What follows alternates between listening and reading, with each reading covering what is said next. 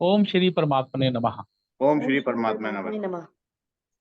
ओम पार्थाय प्रतिबोधिताम् ओम पार्थाय प्रतिबोधिताम् भगवता नारायणेन स्वम् भगवता नारायणेन स्वम् व्यासेन कथितां पुराणमुनिना व्यासेन ग्रथितं पुराणमुनिना मध्ये महाभारतम् मध्ये महाभारतम् अद्वैतामृतवर्षिणीम् अद्वैतामृतवर्षिणी भगवतीम् अष्टादशाध्यायिनीम् भगवतीम् अष्टादशाध्यायिनी अम्ब त्वाम् अनुसन्दधामि अम्ब त्वाम् अनुसन्दधामि भगवद्गीते भवद्वेषिणीम् भगवद्गीते भवद्वेषिणी।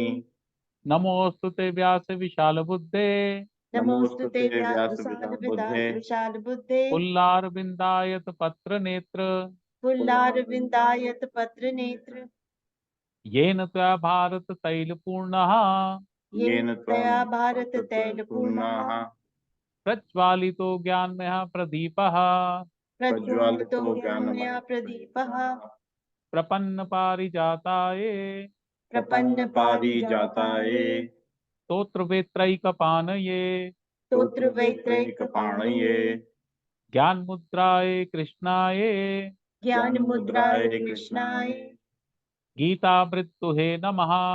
गीतामृतुहे नमः।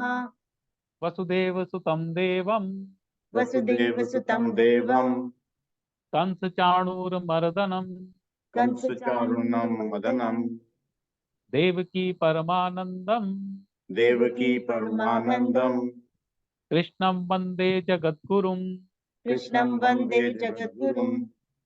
भीष्म द्रोणतटा जयद्रथजला भीष्म द्रोण तटा जयद्रथजला गान्धारनी लोतफला गांधारी लोटपला शल्ये ग्राहवती कृपेण वहनी शल्ये ग्रावती कृपेण वहिनी कर्णेन वेलाकुला कर्णेन वेलाकुला अश्वत्थाम विकर्ण घोरमकरा अश्वत्थामा कर्ण मकरा दुर्योधना वर्तिनी दुर्योधनावर्तिनी सोतीर्णा खलु पाण्डवैरण्यति सोतीर्णा खलु पाण्डवर्णवनदी कैवर्तकः केशवः कैवर्तकः केशवः पाराशरे वचा सरोजममलम् पाराशरे वचा सरोजममलम् सरोजमलम् गीतार्थगन्धोतकम् गीतार्थगन्धोत्कटम् नानाख्यान केसरम हरिकथा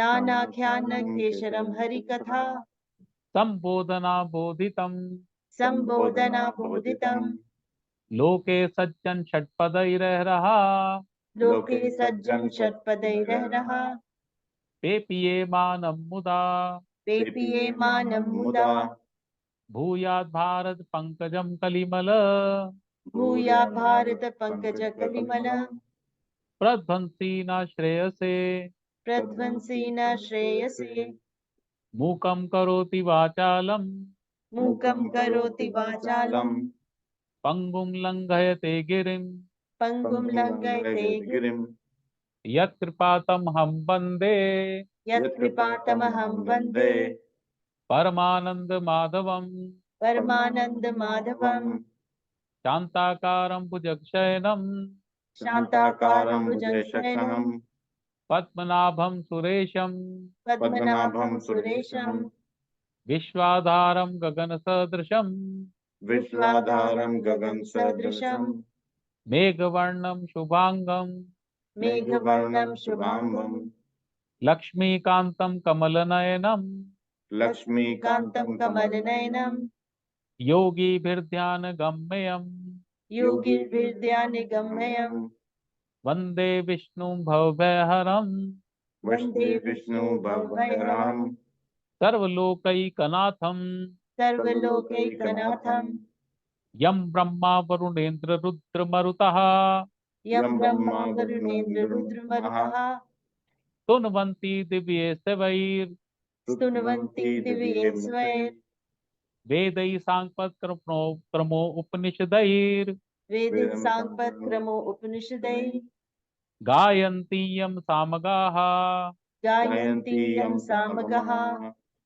ध्यानावस्थित तद्गतेन मनसा ध्यानावस्थित तेन मनसः पश्यन्ति यं योगिनो पश्यन्ति यं योगिनो यस्यान्तं न विदुसुरासुरगुणा यस्यान्तं न विदुसुरासुरगुणा देवाय तस्मै नमः देवाय तस्मै नमः।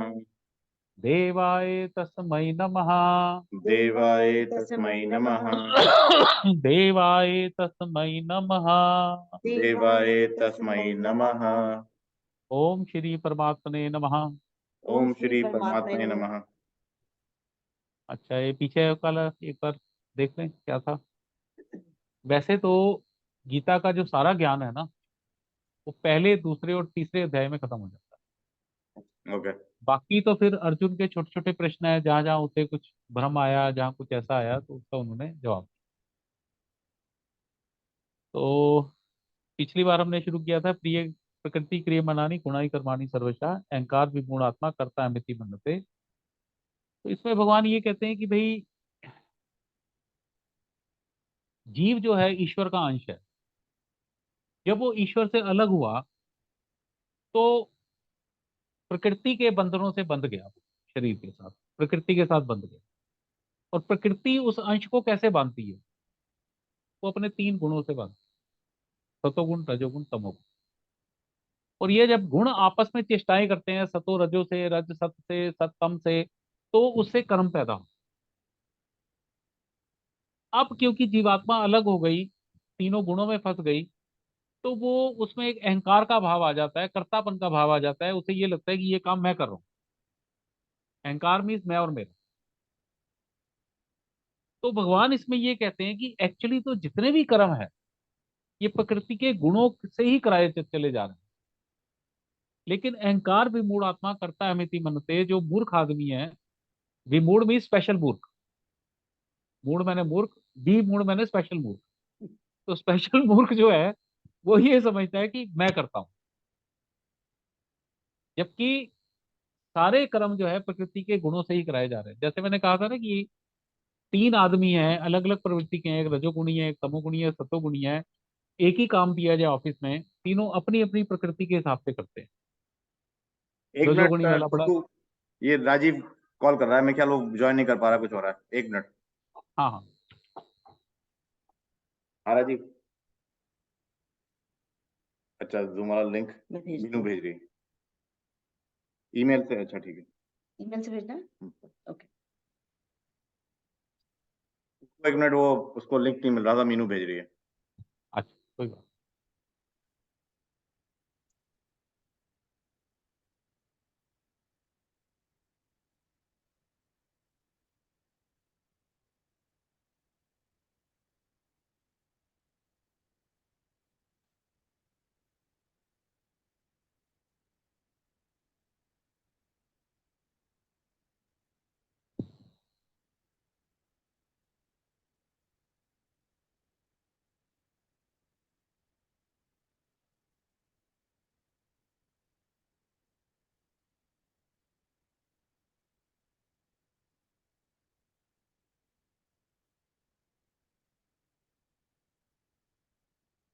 Does he want by email? पर उसको भेज दो, फिर ईमेल से भेज दो।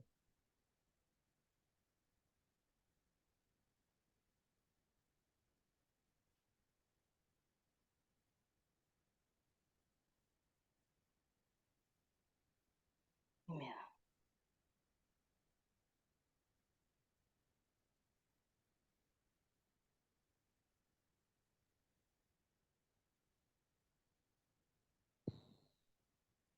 भेज दिया। Okay, we can go, we can continue, वो आ जाएगा वो। तो समझ आ गई ना, जीव ईश्वर का ही अंश है। लेकिन क्यों बंध जाता है? जब भी प्रकृति के संयोग, उसका संयोग होता है प्रकृति से, तो प्रकृति के तमोगुण, रजोगुण, सतोगुण, इनसे वो बंध जाता है। और गुण ही गुणों में कार्य करते हैं। जब गुण ही आपस में भिड़ते बुड़ते हैं, तो उससे कर्म पैदा होता है। देखो, जीव तो तीन ही उसकी वो है, सत्य चित आनंद। सत्य है, कल भी था, आज भी है, कल भी रहेगा। चैतन्य है, वही बैटरी स्वरूप है, उसी से सारा संसार चलता है, वही पावर हाउस है। और वो it is the highest level of intelligence. चैतन्य को ये भी कह सकते हो, highest level of existential intelligence is चित्त, और चित्त। आनंद स्वरूप है। उसमें कोई दुख नहीं है, कोई कर्ता भाव नहीं है, कोई अकर्ता भाव नहीं है, कुछ भी नहीं। तो लेकिन चित्त जब और वो मन में प्रकृति, फर्क बताया था ना आपने पिछली बार, चित्त में और मन में।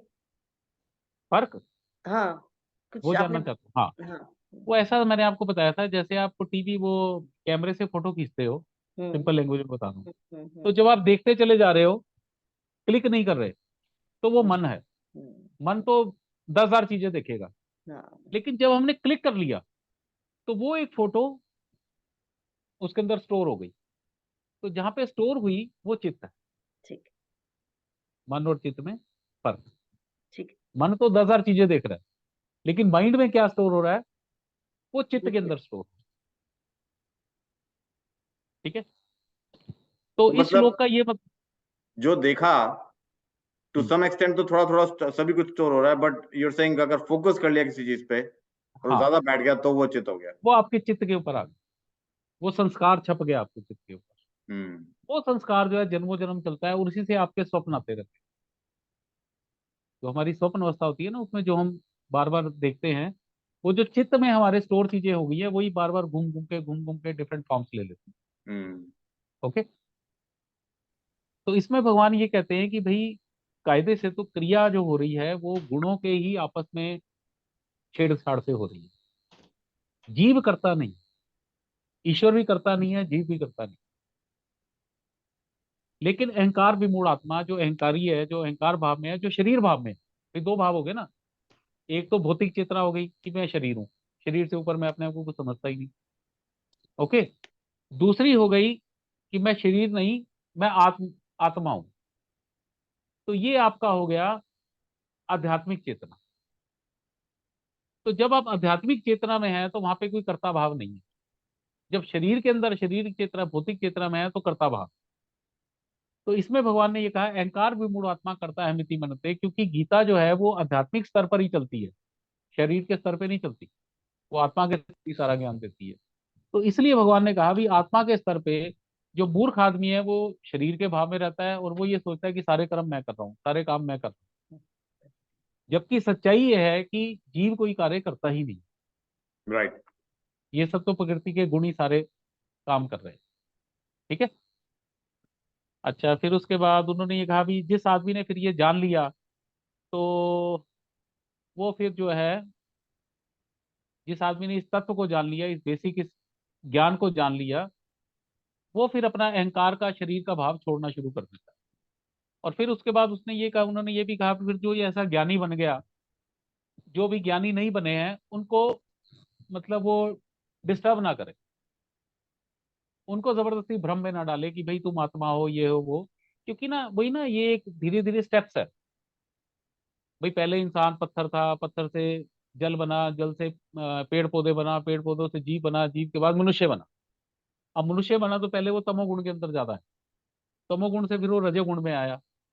फिर उसके बाद उसने शास्त्र की वो शुभ इच्छाएं वाले कर्म करने शुरू कर दिए, और करते करते करते करते धीरे फिर वो सतोगुण के अंदर प्रविष्ट हो गया।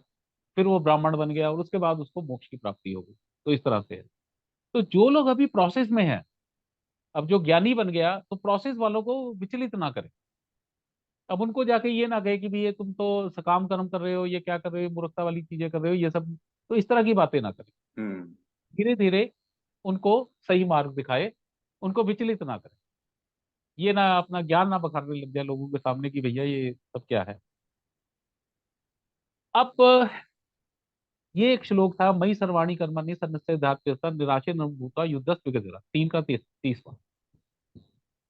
ये इस पूरे अध्याय का क्रक्स है। क्योंकि शुरू में अर्जुन ने ये पूछा था कि भाई, कर्म योग अच्छा है कि बुद्धि योग अच्छा है, मेरा इसमें वो नहीं है, आपका क्या मत है वो मुझे बताइए। तो भगवान ने इसमें अपना मत दिया। ये भाभी, जैसे हम गुरु ग्रंथ साहब पढ़ते हैं ना, तो एक बीच में रहाव आता है। हाँ। You know what is that रहाव? I thought it was full central stop. Idea. Oh, that's the central idea? Okay. या जो भी पैरा है, जो भी वो है, बीच में एक रहाव की 2 लाइनें आती हैं, Hmm. वो उसका सेंट्रल आइडिया, उस पूरे पैरे का, उस पैरे चैप्टर का, या उस पर्टिकुलर वो अष्टपदियों का। राहव मीन सेंट्रलाइट। तो इसका भी ये राहव जो है ना, ये 30वां श्लोक है। अच्छा। तो भगवान ने अपना मत दिया। तो वो उसमें उन्होंने कहा, मई सर्वाणी कर्माणि सन्नस्य धात्य सन राशि नर्म भूतवा युद्धस विगत। इस सारे कर्मों को मेरे अर्पण कर दो, और कहाँ स्थित हो जाओ? आध्यात्मिक चेतना में स्थित होकर। शरीर की चेतना में स्थित होकर नहीं, आध्यात्मिक चेतना में स्थित होकर सारे के सारे कर्म मुझको अर्पण कर दो। और निराशित निर्मो भूतवा युद्धस विगत। निराशी बन जाओ, आशा रहित हो जाओ। निर्मम ना मम, मैंने आपको बताया था अध्यात्म में अमृत कहा गया ना मम, ये मेरा नहीं है। और मम जो शब्द है ना, यही जहर है। ये मेरा मेरा मेरा मेरा, ये जहर है। ना मम, ये अमृत। और निर्मम बन के विगत ज्वर, आलस छोड़ के अपना कर्तव्य कर्म करो, ये दूसरा उन्होंने आदेश दिया राहो। इस पूरे तीसरे अध्याय का नंबर 1 पे जो भी आप कर्म करो, ईश्वर को अर्पण करो। मैंने तेरे को बताया था ना, मैंने एक दान के टाइम बड़ी प्रॉब्लम थी, तो मैंने अपने गुरु से पूछा कि जी दान कैसे करें, अगर उसने गलत काम किया वो तो उसमें मैं भी पार्टिसिपेट हो जाऊंगा बिना बात के। अब मुझे नहीं पता, मैंने जिसको दान दिया वो जुआ खेल रहा है, कुछ और गलत काम कर रहा है। तो गुरु ने मुझे एक ही बात कही, उन्होंने कहा जब भी दान दो ना, मन में एक शब्द बोलो, तत्तमसि, ये मैंने तेरे को दिया। मैंने इस बंदे को नहीं दिया, मैंने ईश्वर को दिया।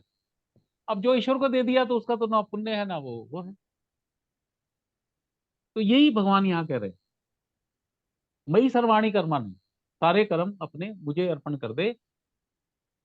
अध्यात्म चेतसा, अपनी चेतना को आत्मा के अंदर लगा, शरीर के अंदर लगा। क्योंकि जब हम आत्मा चेतना को शरीर के अंदर रखते हैं तो फिर हम फल की प्राप्ति के लिए बावले हो जाते हैं हम्म। कि भाई हमने दान किया, हमें इसको वो मिलना चाहिए, अच्छा फल मिलना चाहिए, मेरे घर वाले स्वस्थ रहे, मेरे ये स्वस्थ रहे, मेरा काम धंधा अच्छा है। दान करने का एक भाव आ जाता है ना उसी तरह से। तो लेकिन जब हमने सारा कुछ ईश्वर को अर्पण कर दिया, तो फिर फल की इच्छा ही नहीं। जो ईश्वर समझेगा वो ठीक फल दे देगा।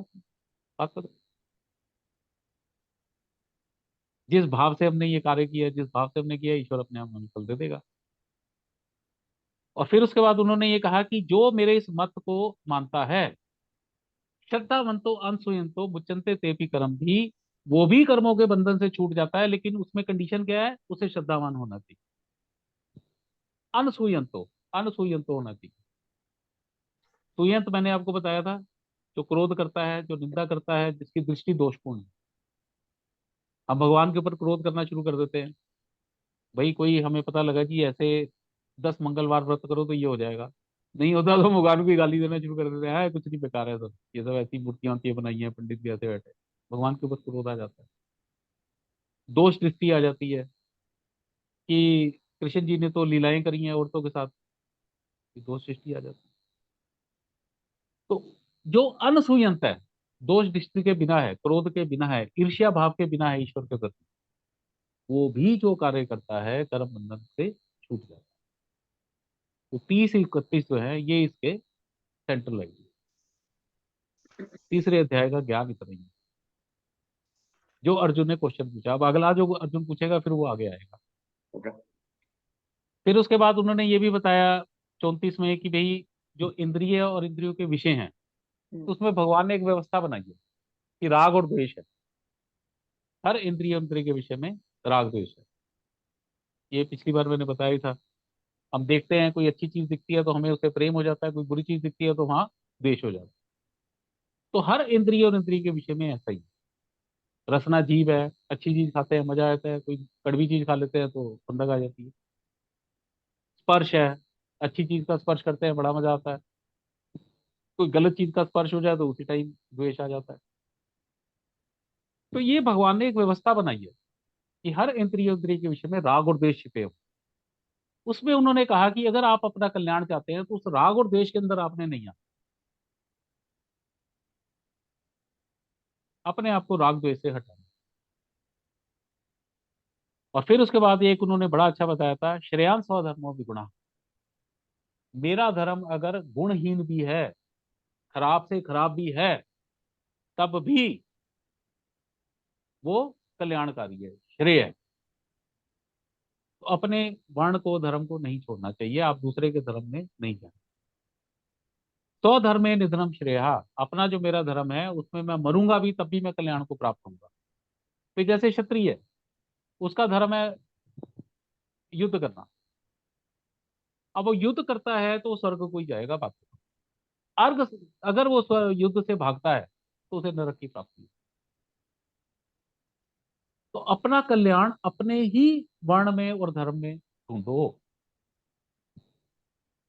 ये भगवान का बहुत बड़ा आदेश है। तो इसमें भगवान का ये मतलब था कि भाई श्रेयांश धर्म का विगुणा, इसका मतलब ये है कि इस समय अर्जुन को वो युद्ध जो है ना बड़ा गुणहीन लग रहा है। भाई पूरी उम्र साला युद्ध करता रहा वो अर्जुन, कभी इसको मार, कभी यहाँ जीत, कभी वहां जीत, और तो और एक कवातवाच था कोई था करके। तो मतलब ये स्वर्गों में जाकर वो देवताओं की रक्षा करता था, ऐसे ऐसे युद्ध किए। और सबसे पहले दिन एक स्टोरी सुनाई थी कि जिनका वो था, जो गुरु था जिसने इनको धनुर्विद्या सिखाई थी, क्या, द्रोणाचार्य। द्रोणाचार्य। तो द्रोणाचार्य ने जब इनको विद्या सिखाई तो द्रोणाचार्य ने कहा कि भाई, अब उन्होंने कहा जी गुरु जी बताओ आपको क्या वो दक्षिणा दी जाए। तो उसने कहा भी द्रुपद मेरा दुश्मन था, उसको जो पकड़ के लाएगा मैं वही दक्षिणा मानूंगा। अर्जुन गया, भाई साहब कोई द्रुपद ने जाते ही सरेंडर थोड़ी कर दिया। अर्जुन लड़ा उसकी पूरी सेना के साथ और सबको जीत के तब द्रुपद को पड़ गए वो द्रोणाचार्य के चरणों में लाया, ये लो गुरु जी, गुरु दक्षिणा। तो क्षत्रिय था भाई, वो लड़ा। लेकिन यहाँ आके उसे लड़ाई जो थी ना, युद्ध जो था वो मतलब लोअर लेवल का दिखने लग गया, क्योंकि गुणहीन दिखने लग फैमिली गया कि भाई इन्वॉल्व मैं हो गए। अपने रिश्तेदारों को कैसे मारूंगा।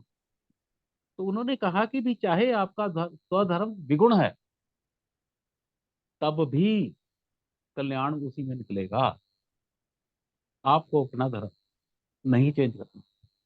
हिंदू मुस्लिम धर्म नहीं, जिस वर्ण में है उस वर्ण के जो कर्म है वो आपके धर्म है। मैं क्षत्रिय हूं तो क्षत्रिय के जो कर्म है वो मेरे धर्म है, ब्राह्मण हूं तो ब्राह्मण के कर्म मेरे धर्म है, इस तरह। तो ये बहुत बड़ा लेसन है ये आज के लोगों के लिए। श्रेयांश और धर्म विगुणा, पर धर्मासु अनुष्ठिता, दूसरे का धर्म कितना भी बढ़िया हो इसके बावजूद आपका कल्याण तो आपके अपने धर्म में ही होगा। स्वधर्म में निधनम श्रेया, अपने धर्म में अगर आप मरेंगे भी तब भी आपका कल्याण होगा। पर धर्मो भयावहा, और दूसरे के धर्म में जाना भी भयानक है। मैंने बताया था ना आपको वो जो आ, कर्ण की स्टोरी। हाँ कर्ण जी। गया था परशुराम से वो सीखने के परशुराम लिए के साथ। ब्रह्मास्त्र की विद्या। तो उसको पता लग गया, ब्राह्मण बन के गया झूठा, तो उसको पता लग गया भी ये तो क्षत्रिय है। उसने वहीं उसे श्राप दे दिया, उसने कहा जिस समय तेरे को इसकी सबसे ज्यादा जरूरत होगी तो इसको भूल जाए। भयानक। तो ये था हमारा पिछली बार का। ठीक। तो उसका उन्होंने जवाब दे दिया कि भैया सारे कर्म मेरे को अर्पण कर दिया कर, निराशी निर्मम होकर कर्म कर, आलस रहित आलस के रहित होकर अपना कर्तव्य कर्म कर, कर्म बंधन में नहीं बंधेगा।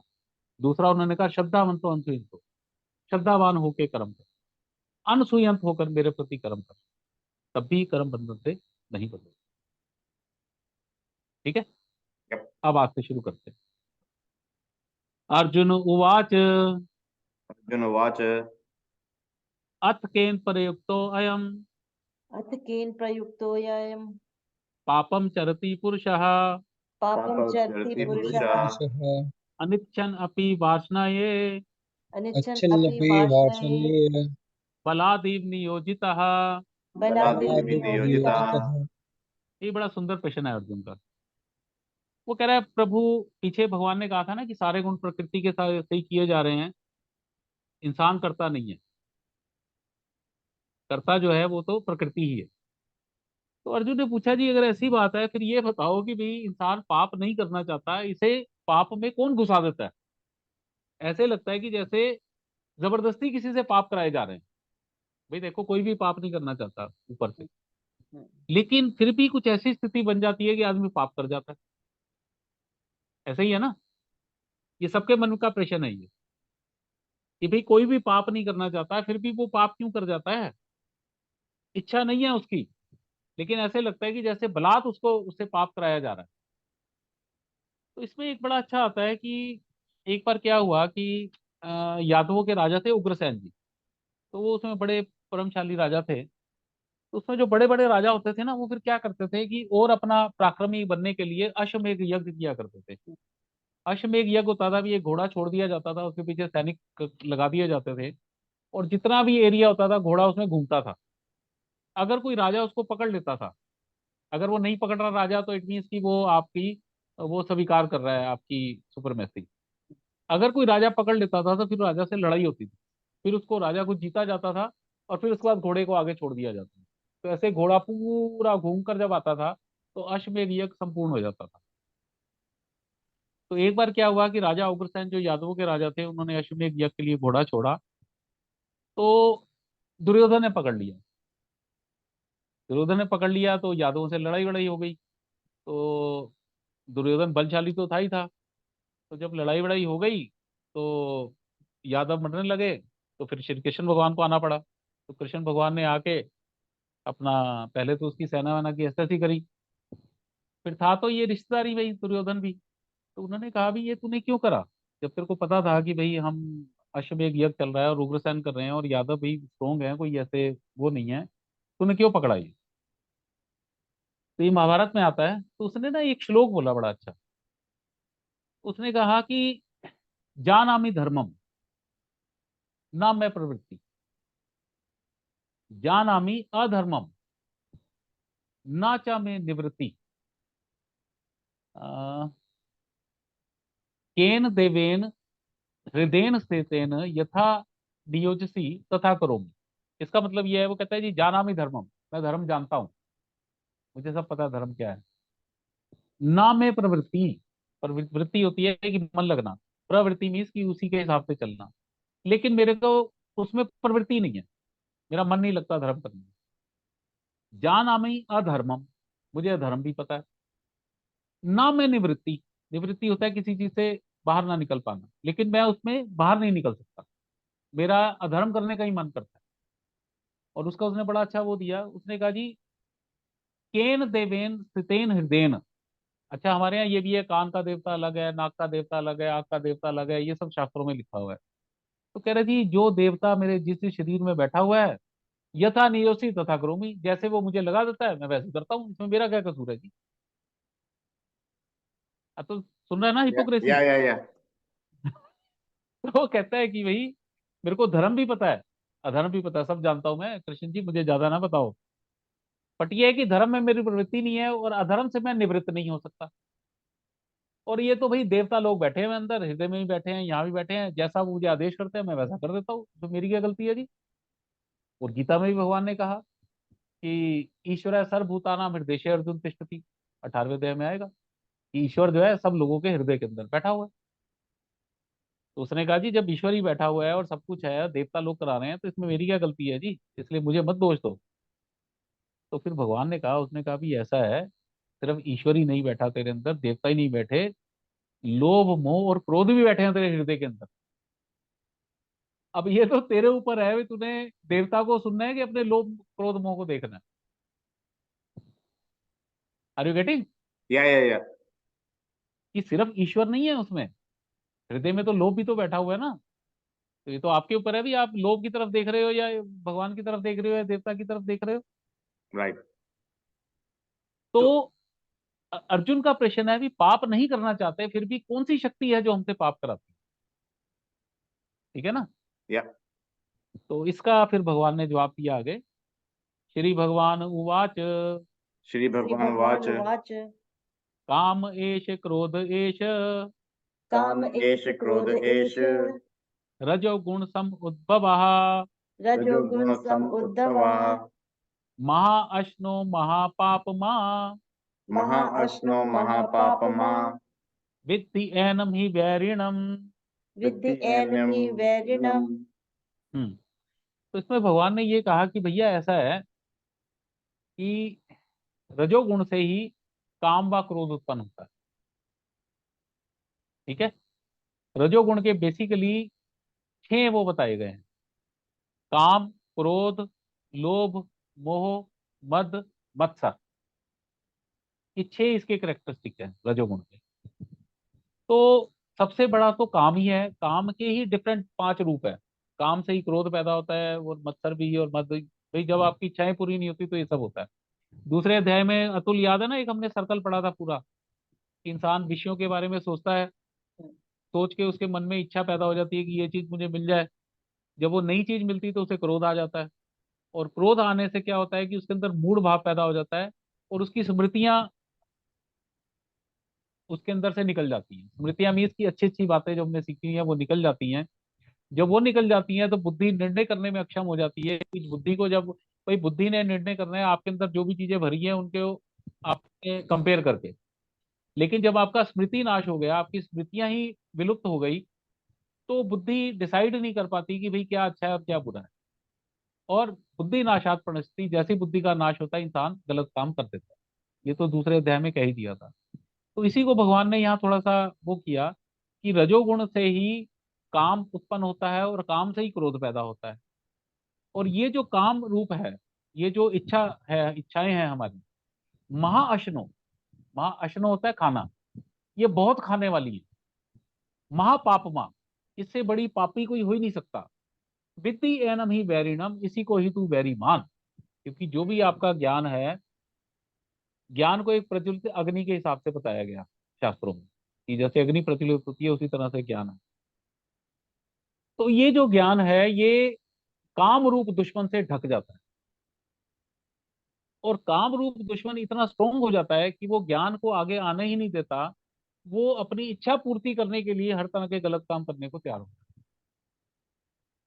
अब इसको भगवान आगे एक्सप्लेन करेंगे कि कैसे। आगे बढ़ते हैं।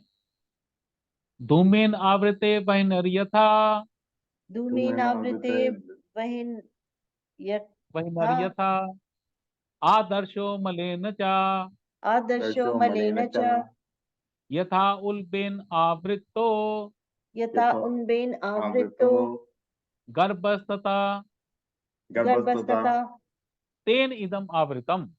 तेन इदम आवृतम। हम्म। तो इसमें भगवान ये कहते हैं धूमेन होता है धुआं, आवृत है मैंने धूमेन, धुएं का आवरण हो जाता है किसके चारों तरफ? वहिनी, वहिनी मीन्स अग्नि। अग्नि को ये मानो कि ये एक ज्ञान है, शुद्ध स्वरूप जो है वो ज्ञान अग्नि है। तो अग्नि ज्ञान है, लेकिन अग्नि को कौन ढक लेता है? धुआं। जब चारों तरफ धुआं हो जाता है तो आपको अग्नि दिखनी बंद हो जाती है।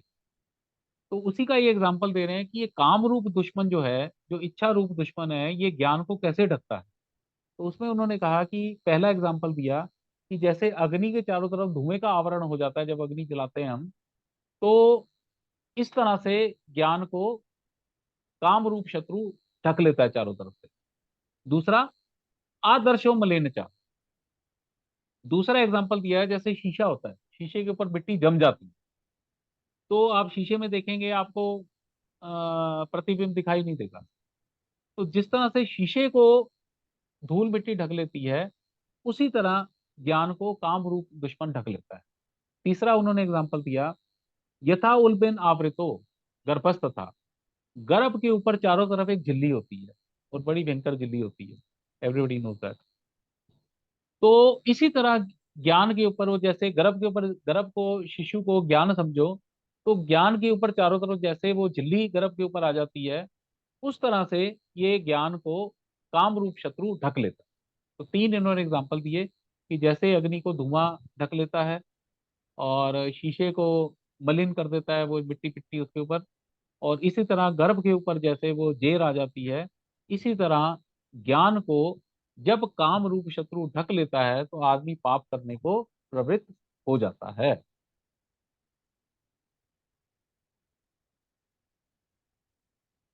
आगे नेक्स्ट लेते हैं। आवृतम ज्ञान अमृतेन, आवृतम आवृतम ज्ञान ज्ञानमृतेन नित्येन ज्ञानिनो नित्य वैरिणा, ज्ञानिनो ज्ञानिनो नित्य वैरिणा नित्यवैरिणा काम रूपेण कौन्तेय, कामरूपेण कौन्तेय दुष्पूरेण अनलेन चा। दुष्पूरे अनलेन च। तो ये उन्होंने ये कहा कि जैसे ये 3 एग्जाम्पल दिए, ज्ञान को काम रूप शत्रु इस तरह से ढक लेता है जैसे ऊपर बताया है। और ये जो काम रूप शत्रु है ये ज्ञानियों का नित्य वैरी है। अच्छे अच्छे ज्ञानी भी काम के चक्कर में गिर जाते हैं। और कैसा है ये दुष्पूरेण, दुष्पूरेण की भी, जिसकी भूख कभी खत्म नहीं होती। अनलेंचा, जैसे अग्नि की भूख कभी खत्म नहीं होती। अग्नि में जितना मर्जी आप डालते चले जाओ, खाती जाएगी खाती जाएगी, जो मर्जी डाल दो उसकी वो खाती ही जाएगी। इसी तरह जो हमारी इच्छाएं हैं ये कभी खत्म नहीं होती। तो अब काम कैसे कैसे तंग करता है, इसके एक दो एग्जांपल हैं। एक आता है, हाँ, मन हो चंगा तो कटौती में गंगा, ये सुना हुआ है कभी? नहीं। नहीं सुना हुआ। एक ना हमारे संत रविदास हुए हैं, वो चमार थे। तो क्या हुआ कि वो चमड़ा वमड़ा काटते थे। और वो, कभी आपने देखे हैं मोची, वो साथ में पानी की एक छोटी सी उन्होंने रखी होती है, हाँ हाँ या हाँ, मोचियों के देखा है। पास जाते थे। हाँ, पानी की एक वो कटोरी सी होती है, तो तो उसे चमड़ा कटौती चमड़ा कहते हैं। गीला करने के लिए, सॉफ्ट करने के लिए चमड़ा रखते गीला थे। करने के हाँ लिए, यस यस यस। तो हुआ क्या कि एक बार ना लोग वहां से हरिद्वार जा रहे थे। तो उस समय में तो रास्ते होते नहीं थे, बड़ी मुश्किल से लोग हरिद्वार जाते थे। तो एक उनका बड़ा अच्छा वो धनी सेठ था, वो आया। तो उसने कहा जी भाई हम जा रहे हैं गंगा स्नान, तो रविदास जी आपने कुछ दान दून करना हो तो बताओ, हम वहाँ कर देंगे। तो रविदास जी ने एक वो छोटी सी चुन्नी या जो भी उसमें होगी वो उसको पकड़ाई, तो सेठ जी को उसने दे दी। तो उसने कहा जी लेकिन ना एक शर्त है, वहां आप गंगा स्नान जाओगे ना तो आपने ना ऐसे नहीं देना, आपने गंगा माँ से प्रार्थना करनी है कि मैं रविदास की तरफ से एक आपके लिए ये भेंट लाया हूँ, और आप इसे खुद स्वीकार करें। अगर गंगा मैया खुद निकल के स्वीकार करेगी तो उसे देना, नहीं तो मत देना। अब सेठ भी चकरा गया, उसको लगा पता नहीं क्या है अभी। खैर वो गया, स्नान वान किया उसने, तो अचानक याद आया भी रविदास ने भी सिक्का दिया हुआ है। तो उसने हाथ जोड़े, उसने कहा गंगा मैया ये रविदास जी ने सिक्का भेजा है, तो ये मैं आपको देना चाहता हूँ, कृपा कर दर्शन दें और ये सिक्का स्वीकार करें। अब अंदर से एक हाथ आया और सेठ ने सिक्का उसके अंदर डाला और हाथ बंद हो गया। और फिर उसके बाद दूसरा हाथ निकला और उसने एक कंगन जो है ना वो सेठ को दे दी, बड़ा जबरदस्त दिव्य कंगन। और उसने कहा जी ये उसको दे देना। अब वो कंगन बड़ा सुंदर था, सुंदर था, तो सेठ को लालच आ गया। उसे लगा भी ये रविदास तो चमार है, इसको क्या करेंगे देकर, राजा वाजा को देते हैं खूब पैसे मिलेंगे। तो खैर वो प्रसाद प्रसाद ले आया, वो अपना रविदास के पास गया, उसने प्रसाद दे दिया। तो उसने कहा भाई, हाँ भाई वो दे आए मेरा? ने कहा हाँ दे आए। तो गंगा मैया ने कोई मैसेज भी भेजा? ने कहा नहीं कोई मैसेज नहीं, बस वो उन्होंने ले लिया और आशीर्वाद भेजा आपके लिए। कह रहे ठीक है। अब क्या हुआ है कि वो जो सेठ था वो कंगन को लेके राजा को देने गया, गिफ्ट देने, क्योंकि अच्छी चीज हमेशा राजा के पास होनी चाहिए। अब राजा को दिया तो राजा ने उसे बड़ा सारा धन दिया और वो दिया। कंगन तो दुर्लभ दिव्य था ही था। अब क्या हुआ कि राजा ने वो कंगन रानी को दिया, जो उसकी सबसे प्रिय रानी थी। रानी ने पहना तो उसे लगा भी एक कंगन तो ठीक नहीं, कंगन तो दो होने चाहिए दोनों हाथ में। अब उसने राजा से कहा भी ऐसा है भी, मेरे को ना एक कंगन और चाहिए। तो उसने फिर वो सेठ को बुलाया, राजा ने, उसने कहा भी ऐसा है भी एक कंगन और चाहिए था। अब उसके तो कांटों खून दी, भाई वो कंगन कहाँ से लाए? तो बड़ी मुश्किल हुई, वो तो लालच की भेंट चढ़ चढ़ गया था कंगन। अब उसे कुछ समझ ना आया, तो राजा ने उसे टाइम दिया, भैया ऐसा है भी 10-15 दिन में दे दे, नहीं तो उसके बाद तेरे को फांसी फांसी दे देंगे। राजा ऐसे ही होते थे उस समय, वो था ना king can do no wrong. Story ये थी, राजा कानून से ऊपर है। तो अब जब कुछ नहीं हुआ तो फिर वो रविदास के पास गया, रोया पिटा, पैरे हाथ लगाए। उसने कहा जी बड़ा मेरे से गलती हुई, माँ गंगा ने आपके लिए कंगन दिया था, सारी कहानी को नहीं सुनाई। अब वो दूसरा कंगन मांग रहा है, अगर दूसरा कंगन नहीं मिला तो मेरी, मुझे फांसी पे चढ़ा देगा, तो जी बचाओ। तो उन्होंने कहा भाई इतनी सी बात है, कोई बात नहीं। तो उन्होंने वो वहीं बैठे बैठे वो माँ गंगा का आह्वान किया, प्रणाम किया, मन में वो किया, और वो जो कटोती नहीं होती जिसमें पानी चमड़ा धोने वाली, हम्म। उसमें हाथ डाला और एक कंगन और निकाल के उसे दे दिया। तो तब से ये कहावत बनी, मन हो चंगा तो कटौती में गंगा। ये कहावत तो सुनी है नहीं? नहीं नहीं, सुनी नहीं मैंने। सुनी। मैंने हाँ सुनी ये हुई है, कहावत सुनी हाँ हुई ये है, पर ये कथा कहावत नहीं, ये कहानी नहीं सुनी हुई। अच्छा, ये कहावत इसी कहानी से निकली है। मन हो चंगा तो कठौती में गंगा, गंगा स्नान करने की जरूरत नहीं, जिसमें से वो चमड़ा धो रहा है उसी में से उसने कंगा निकाल कर दी। तो भगवान ये कहते हैं कि भाई ये जो काम रूप शत्रु है, ये ज्ञानियों का सबसे बड़ा शत्रु है। इससे बड़ा शत्रु कोई हो नहीं सकता। क्यों नहीं हो सकता है? क्योंकि अग्नि की तरह इसका कभी खत्म ही नहीं हो सकती इसकी रिक्वायरमेंट। जितना खिलाते जाओ ये उतना स्ट्रोंग होता जाए। एक और उसमें कथा आती है, एक ना हमारे यायाति थे राजा। हम्म, तो यायाति राजा की शादी हुई। आपको पता है कि असुरों के गुरु हैं शुक्राचार्य। राइट। देवता और असुर होते हैं ना, देवताओं के हाँ, तो गुरु हैं बृहस्पति।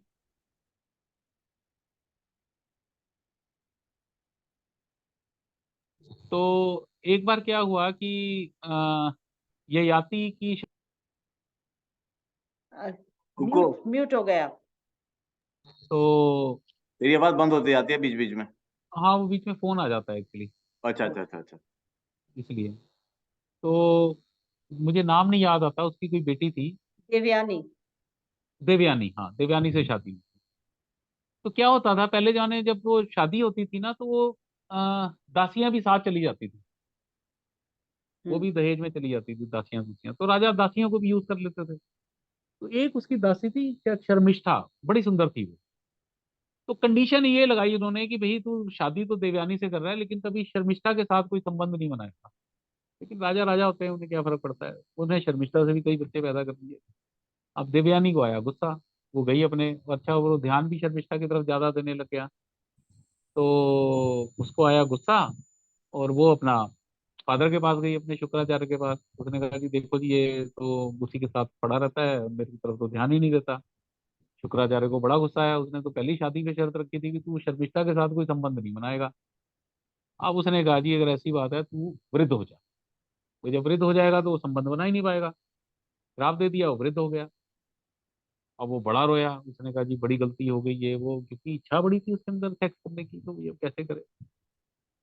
तो फिर वो पाँव पड़ा शुक्राचार्य के। तो शुक्राचार्य ने कहा भी अच्छा ऐसा है कि अगर तुझे कोई अपनी आयु दे दे तो फिर तू जवान हो जाएगा। अब वो इच्छा इतनी थी कि उसका बेटा था पुरु, पुरु करके उसका बेटा था, ये ययाति का। तो उसने बेटे को कहा जी बेटा मुझे अपनी ना तू जवानी दे दे।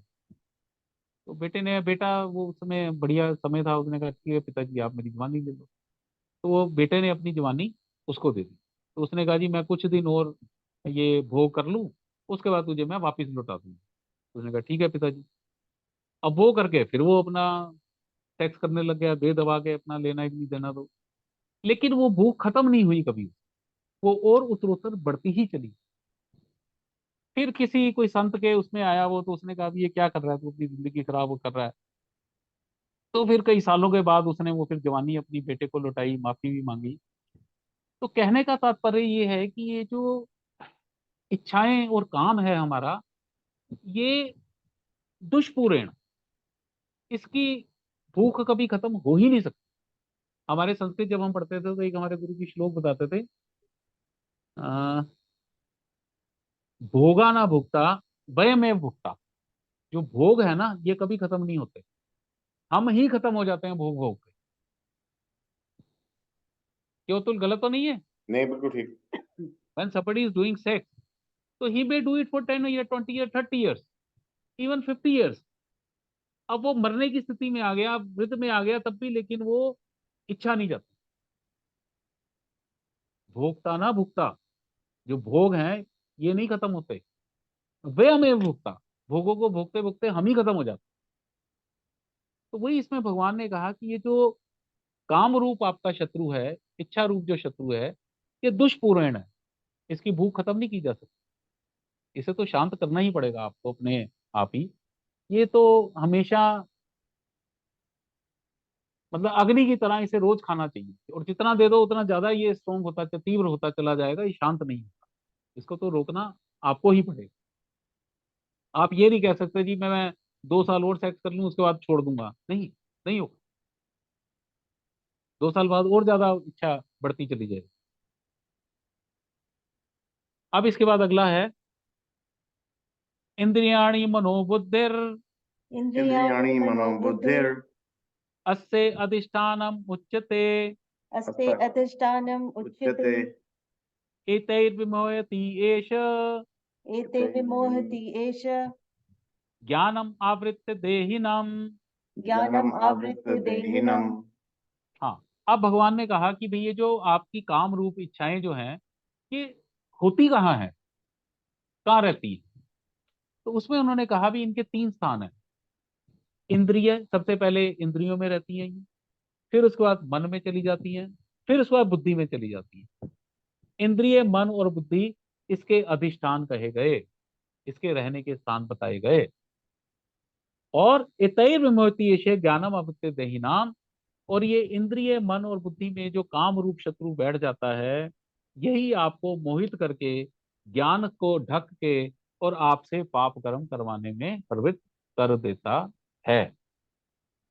अब इसमें एक और भी हमने एक वो 3 भगवान ने ऊपर एग्जांपल दिए थे ना, कि धुआं ढक लेता है अग्नि को, फिर उसके बाद शीशे को मैल ढक लेती, मैल गंदा कर देती है, और तीसरा गर्भ को जेर ढक लेता है। तो इसको भगवान ने, इसको ना ऐसे हम समझें कि जैसे सबसे पहले काम कहाँ आता है, हमारी इंद्रियों के अंदर आता है। तो इंद्रियों के अंदर से काम हटाना आसान है। जैसे अग्नि के ऊपर धुआं आ जाए, फिर अब हल्की सी वो हवा करो, वो धुआं हट जाएगा, अग्नि आपको अंदर से क्लियर दिखनी शुरू हो जाएगी। ऐसे ही होता है ना अतुल? या अग्नि के ऊपर धुआं है, हमने एक पंखा भी चला दिया तो वो धुआं हट जाएगा, अग्नि हमें दिखनी शुरू हो जाएगी।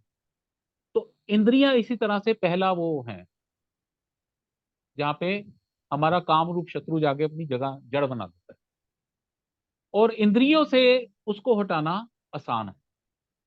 अब इसके बाद दूसरा एग्जांपल दिया उन्होंने कि शीशे के ऊपर जैसे मिट्टी जम जाती है। अब शीशे के ऊपर मैल जम गई तो आप कितना भी धुआं कर लो वो हटेगी नहीं, आपको सर्फ का पानी लेके शीशे को साफ करना पड़ेगा, सेकंड से मुश्किल है, ठीक है ना? इसी तरह इंद्रियों में अगर हमने कंट्रोल नहीं किया तो काम कहाँ घुस जाएगा, हमारे मन में घुस जाएगा। मन से उसे निकालना और मुश्किल है, वो सेकंड डिग्री है। तीसरी डिग्री में भगवान ने एग्जांपल दिया था कि जैसे गर्भ के अंदर शिशु जो है वो जेर के अंदर, झिल्ली के अंदर फंसा हुआ। अब शिशु को अगर ज्ञान माना जाए तो गर्भ को तो, जेर को तो काटना पड़ेगा तभी शिशु अंदर से बाहर आए, और मुश्किल है। इसी तरह तीसरा इन्होंने स्थान दिया बुद्धि। आप इंद्रियों में भी कंट्रोल नहीं कर पाए, मन में भी कंट्रोल नहीं कर पाए, तो कहाँ चला जाएगा वो? बुद्धि में चला जाएगा। बुद्धि से निकालना और मुश्किल है। जैसे गर्भ के अंदर शिशु को निकालना है तो काटनी पड़ेगी अब झिल्ली, अब सफाई से या उससे काम नहीं बनेगा, और मुश्किल तरीका अपनाना पड़ेगा। इसी तरह बुद्धि के अंदर जब काम बैठ जाएगा तो और मुश्किल तरीके से उसे निकालना पड़ेगा। तो बेहतर है कि भाई सबसे पहले अगर काम इंद्रियों में आ रहा है तो वहीं पे उसका इलाज कर दिया जाए, क्योंकि इंद्रियों के धरातल से वो सीधा मन के धरातल पे आ जाएगा, मन के धरातल से सीधा बुद्धि के धरातल में आ जाएगा, और वहां इसे निकालना और मुश्किल हो जाएगा। ठीक है? या हाँ, अब आगे। तस्मात् त्वम् इंद्रियाणि आदौ तस्मात् त्वम् इंद्रियाणि आदौ नियम्य भरतृषभ नियम्ये भरतृषभ पापमानं प्रजहि पापमानं प्रजहि नूनं ज्ञान विज्ञान नाशनम। ज्ञान विज्ञान नाशनम। तो इसलिए भगवान यह कहते हैं तस्मात् तुम इंद्रियाणि आदौ, सबसे इसलिए तुम सबसे पहले इंद्रियों के अंदर इसका संयम करो। जो इच्छाएं आपकी सबसे पहले इंद्रियों के अंदर अटैक करती हैं, कि आंख को लगता है भी ये चीज बड़ी सुंदर है, ये मुझे मिलनी चाहिए। भाई सीता माता को भी देखो ना, क्यों वो भुगतना पड़ा, कि उन्होंने वो हिरण का मृग देखा, हिरण का वो सोने का मृग देखा, सोने का मृग होता ही नहीं। भाई मारीच आया था ना वो तो बन के हाँ मृग हाँ सोने का, तो लेकिन उन्हें लगा नहीं ये मृग मेरे पास होना चाहिए। ये भी तो इच्छा ही थी ना सीता माता की, और वो उन्होंने राम को भेजा और पीछे से वो सारा कांड हो गया, रावण आया और सब अपना शुरू हो गई वो अ, रामायण की असली लड़ाई। तो इसमें भगवान ये कह रहे हैं कि सबसे पहले इसलिए तुम्हें ये आदेश दिया जाता है कि तुम अपनी इंद्रियों को कंट्रोल करो, इंद्रियों के अंदर काम को ना घुसने दो, वहां पे संयम करो, वहां सबसे आसान है संयम। अगर वो मन के धरातल पे पहुंच गया तो और मुश्किल हो जाएगा, बुद्धि के धरातल पे पहुंच गया तो और ज्यादा मुश्किल हो जाएगा। ठीक है? या और पाप मानम प्रजीयनम, और ये बड़ा पापी है, इसको मार डालो। प्रज ही होता है मार डालो, या किसी भी तरीके से छुटकारा ले लो इससे, कैसे भी कहते हैं नहीं यार इससे तो मुझे छुटकारा चाहिए। तो प्रज ही का मतलब ये है, प्रज ही मीन्स छुटकारा, ही एनम, इस काम रूप शत्रु से मुझे छुटकारा चाहिए ही चाहिए। और कौन है ये? ज्ञान विज्ञान नाशनम, आपका ज्ञान का भी नाश कर देता है, आपका विज्ञान का भी नाश कर देता है। ज्ञान क्या है? कि भाई शरीर और आत्मा में भेद, मैं शरीर हूँ और ये आत्मा है, और ये इसमें जो आत्मा और आत्मा में जो भेद है वो ज्ञान है। और विज्ञान क्या है? इस चीज को एक्सपीरियंस कर लेना कि व्हाट इज आत्मा। तो ये ज्ञान का भी नाश करता है, इंसान के विज्ञान का भी नाश करता है। तो सबसे बड़ा शत्रु आपका काम है, चाहे ईश्वर आपके हृदय में बैठा हो, चाहे कोई भी देवता आपके शरीर के हर अंग में बैठा हो, जब आपकी इच्छाएं बलवती हो जाती हैं तो वही आपको पाप के अंदर प्रवृत्त कर देती हैं। क्वेश्चन क्या था कि भाई ना चाहते हुए इंसान पाप क्यों करने लग जाता है? क्यों करता है? तो उन्होंने कहा इसके मूल रूप में रजोगुण है, और रजोगुण से उत्पन्न काम है। वही क्रोध का स्वरूप ले लेता है, वही मद का स्वरूप ले लेता है, वही मत्सर का स्वरूप ले लेता है, वही सारे डिफरेंट डिफरेंट स्वरूप ले लेता है। बेसिक में जो है वो रजोगुण से उत्पन्न काम ही है। ठीक है, अगला श्लोक। इंद्रियाणि पराणि आहो, इंद्रियाणि पराणि आहो, इंद्रिये भय परम मनः, इंद्रिये भय परम मनः, मनसस्तु परा बुद्धिर, मनसस्तु परा बुद्धिर्, यो बुद्धे पर तस्तु सः। यो बुद्धे पर तस्तु सः। तो शरीर से स्ट्रोंग बनाई मानी गई इंद्रियां, ठीक है, इंद्रियों के ऊपर मन, मन के ऊपर बुद्धि, बुद्धि के ऊपर आपका आत्मबल। ठीक है, शरीर से स्ट्रोंग क्या है? इंद्रियां। इंद्रिय, इंद्रियों से स्ट्रोंग क्या है? मन, मन। मन से ऊपर क्या है? बुद्धि। बुद्धि, बुद्धि के ऊपर क्या है? आपका आत्मा। आत्मबल।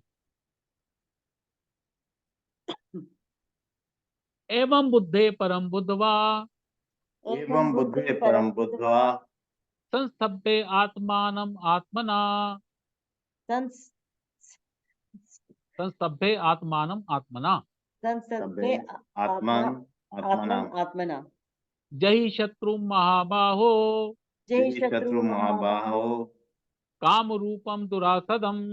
काम काम रूपम रूपम दुरासदम। दुरासदम।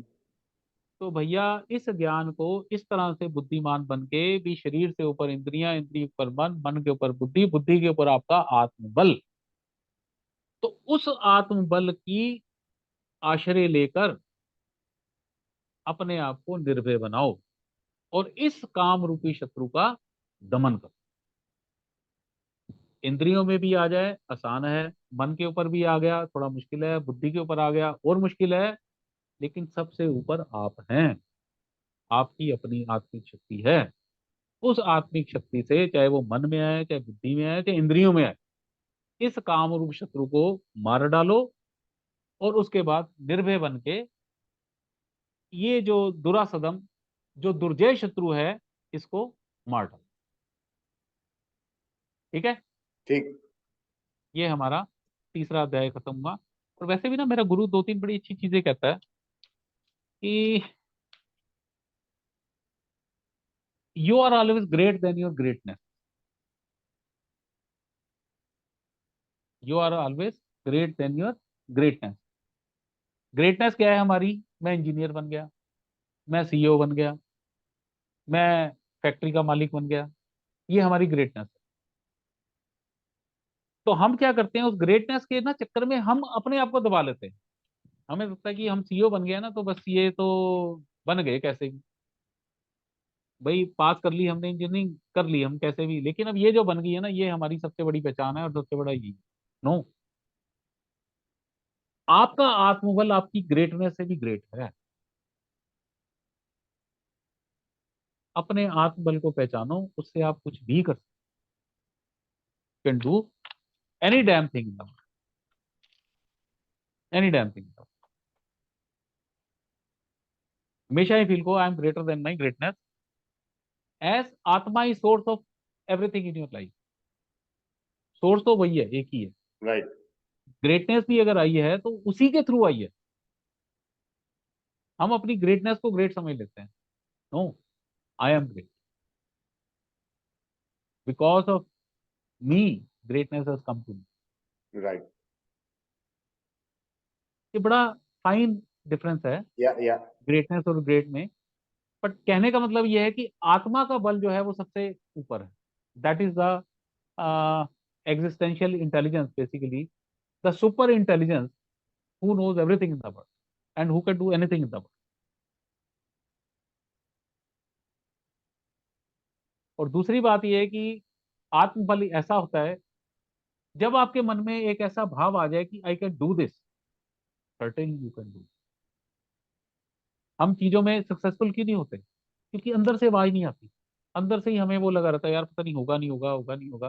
मैं कहता हूँ ना, हमारा शास्त्र जो सनातन धर्म है ना, it never says goal manifestation manifestation, ये वो कभी कुछ कहता ही नहीं।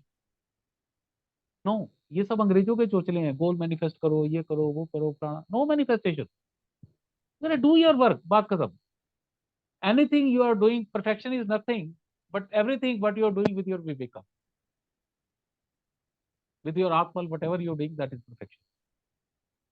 Perfection cannot be acquired, Yeah. it comes within. और जो चीज आपके विदिन से एक बार आ गया, आप कैपेबल वहीं हो गए, सीधी सी बात। Right. कैपेबिलिटी थोड़ी बहुत एक्वायर्ड हो सकती है, बट एक्चुअली तो कैपेबिलिटी कम्स फ्रॉम योर आत्मबल, अंदर से ही आती है।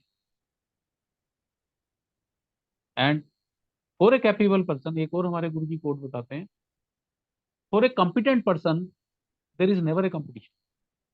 कंपटीशन छोटे छोटे लोगों के लिए, उसका एग्जांपल देते हैं जैसे जियो। अभी टेलीफोन के कितने सारे हमारे यहाँ प्लेयर थे, एयरटेल था, वोडाफोन था, ये था वो था। जियो आया भाई साहब, उसने सबको ही खा लिया, बात खत्म। कहीं पे भी रिलायंस आ जाता है, वो जितने भी पुराने पुराने प्लेयर्स हैं वो बेचारे पानी भरने लग जाते हैं। Is a competent man. Yeah. For a competent person there is no competition. और कॉम्पिटेंसी कहाँ से आती है? आत्मबल से आती है, किसी और चीज से नहीं। Yeah. And for anything to happen outside, it has to happen inside you. क्यों? तो ये तो मानता नहीं। हाँ हाँ, ठीक। ये तो बिल्कुल। Anything you want to happen outside, first it has to happen inside you. और इनसाइड यू क्या है? आत्मबल। Yeah. यार आप छोटी सी बात है, मैं थक जाता हूँ, रात को सोता हूँ, सवेरे उठ के फ्रेश हो जाता हूँ ना। Right. कैसे हो जाता? हाँ, क्योंकि हमारे यहाँ साइंस हमें बताता, हमारा अध्यात्म हमें बताता है, सबसे पहले जागृत अवस्था, हम जाग रहे हैं। फिर आती है स्वप्न अवस्था, जिसमें हम सो तो रहे हैं लेकिन स्वप्न लेते चले जा रहे हैं। अगर हम पूरी रात स्वप्न अवस्था में रहे ना, सवेरे उठ के भाई साहब और ज्यादा थके होंगे हम, सवेरे उठ के और ज्यादा थके होंगे। Right. तीसरी अवस्था होती है सुषुप्ति, निद्रा अवस्था, थोड़ी गहरी नींद आ जाती है उसमें। चौथी होती है तुरय अवस्था। तो शास्त्र हमारा ये कहता है कि भाई जब हम रात को सोते हैं तो एक टाइम ऐसा आता है, वो कुछ क्षण होते हैं जब हम अपने शरीर, हमारी चेतना बिल्कुल हमारी आत्मा में पहुंच जाती है। जब तक वो नहीं पहुंचती, आप सवेरे उठेंगे तो आप अपने आप को थका हुआ महसूस करेंगे, लेकिन वो जब चेतना आपकी एक सेकंड,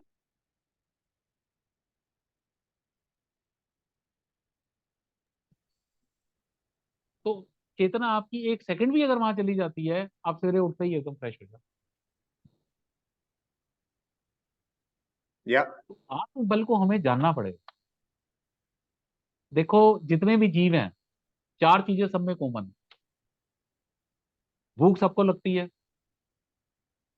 सेक्स सबने करना है, नींद सबको आती है, डर सबको लगता है, चाहे वो पशु है, पक्षी है, इंसान है। सिर्फ इंसान कहाँ एज है कि वो आत्मा परमात्मा को जानता है। जिस दिन आप अपने आत्मबल को जान गए, there is nothing difficult in life. Legends never do anything to become legend, they have passion for their work. अब मैराडोना लीजेंड बनने के लिए फुटबॉल नहीं खेलता, passion. They work for their passion, they work with the passion, and they become legends. They don't play to become legends, they play for their passion. They work for their passion. अब Picasso है, भाई साहब उसे 20 करोड़ 100 करोड़ दे दो एक उसकी photo का, वो तब भी बनाएगा फोटो ही, पैशन है उसका। वो लीजेंड बनने के लिए वो पेंटिंग नहीं कर रहा। He never did painting for to become a legend, he had a passion. तो पैशन कहाँ से आना है? अंदर से आना है। अंदर क्या है? आत्मबल। जिस दिन आपने ये जान लिया तो भैया फिर बाहर की चीजें तो अपने आप ही अचीव हो जाएंगी। What you define you can find, Yep. What you define you can find. And meditation is nothing but is silence in action. बस ये मैं खत्म करता हूँ ये एक बता के, एक ना हमारे शिव का एक मूर्ति है दक्षिणामूर्ति स्वरूप। सुना हुआ है कभी ये दक्षिणामूर्ति स्वरूप? नहीं। नहीं, सुना दो। कुकू, हाँ एक्शन इन साइलेंस और क्या मेडिटेशन के लिए बोल रहा है ना?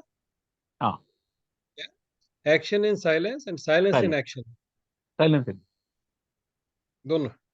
दोनों। तो इसका एक एग्जांपल है, हमारे शिव का एक दक्षिणामूर्ति स्वरूप है। तो दक्षिणामूर्ति स्वरूप क्या है कि एक बार वो नारद जी के मन में कुछ प्रश्न आए, तो वो सब जगह घूमे, उन्हें कोई जवाब आप नहीं मिला। तो किसी ने कहा जी आप शिव जी के पास जाओ, वो आपकी क्वेश्चन का जवाब दे देंगे। तो वो गए अपना। तो जैसे ही शिव जी के यहाँ पहुंचे तो पता लगा जी शिव जी ने तो अभी कुछ दिन पहले ही समाधि ले ली है, और समाधि उनकी थी करोड़ों वर्ष की। अब क्या करें, बड़े परेशान हुए, तो थक गए थे। तो वो क्या हुआ, थक के ना वो वहां बैठ गए, शिव जी के सामने ही बैठ गए थक के। समझ नहीं आया, आंखें बंद कर ली। जैसे ही उन्होंने आंखें बंद करी तो जो जो उनके प्रश्न थे वो निकले, और प्रश्नों के आंसर आने शुरू हुए ऑटोमेटिक। और थोड़ी देर बाद आंखें खोली तो थोड़ी देर बाद जब उन्होंने आंखें खोली तो he had all the answer in the world. Anjali, तो इसे उन्होंने कहा साइलेंस में एक्शन। फिर एक ना ये शब्द भी आता है हमारे शास्त्रों में, गुरोस्तु मौनम आख्यानम। गुरु अगर मौन भी है आपको ज्ञान दे देगा। तो वो जो शिव का स्वरूप है, जिसमें कि वो बैठे हैं सिर्फ समाधि में, कुछ नहीं बोल रहे, लेकिन सबको सब कुछ दे रहे हैं, that is called Dakshinamurthy Shiva. ज्यादातर जितने भगवान की वो मूर्तियां होती है ना उत्तर मुखी होती हैं, नॉर्थ नॉर्थ की साइड फेस करती है। मंदिर में कभी भी आ जाओ तो द्वार उसका उत्तर को फेस करेगा, लेकिन that is only one, Dakshinamurthy Shiva. वो दक्षिण की तरफ देखते हैं, लेकिन उसमें वो silence, but silence packed with action. Narad ji सामने बैठे तो उनके क्वेश्चनों के सारे जवाब मिल गए। ठीक है, तो लेट्स स्टॉप हियर। Yeah. अच्छा, कुकू तूने जून में अपने गुरुजी के पास जाना था, सेवा करनी थी, हो गया? हाँ मैं गया था, लेकिन यार वो मुलाकात नहीं हो पाई। आई वांटेड टू डिस्कस, अच्छा। लेकिन वो बस ऐसी है, वो 2 दिन का था। तो मैंने बड़ी कोशिश की, लेकिन वो कैसा टाइम कैसा मिला रहा? नहीं। वो तो वंडरफुल, वो तो ही से सिद्ध यार बात। नहीं नहीं, तो क्या किया क्या तुम लोगों ने वहां पे 2 दिन?